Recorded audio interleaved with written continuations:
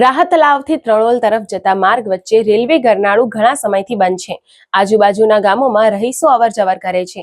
રેલવેના અધિકારીઓ અને ઉચ્ચ કક્ષાએ રજૂઆત કરી છતાંય કોઈ નિવેડો આવ્યો ન હોય આજે આણંદ જિલ્લા કલેક્ટરને લેખિત રજૂઆત કરી છે। રાહત લાવથી ત્રણોલ માર્ગની વચ્ચે અંગ્રેજોના સમયથી રેલવે લાઇન પર ગરનાળું આવેલ છે, જેનો ઉપયોગ આસપાસના ગામોના રહીશો ઉપયોગ કરી રહ્યા છે।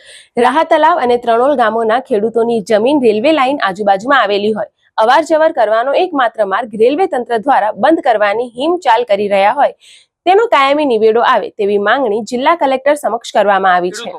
હવે આણંદ અને આણંદ ગોધરા લાઇન જે છે ત્યાંથી આણંદથી 8.3 કિલોમીટરે બરાબર જે રેલવે લાઇનનું ગરનાળો નંબર 12 આવેલું છે એ રેલવે તંત્ર દ્વારા 4-5 દિવસ પહેલાં જે બંધ કરવાનો સૂચના આપવામાં આવી હતી કે જેને લીધે ગામના ખેડૂતો બરાબર મજદૂરો પશુપાલકો અને બાળકોને સ્કૂલે જવામાં ખૂબ જ તકલીફ પડતી। એ નાળું ખૂબ જ ઊંડું છે।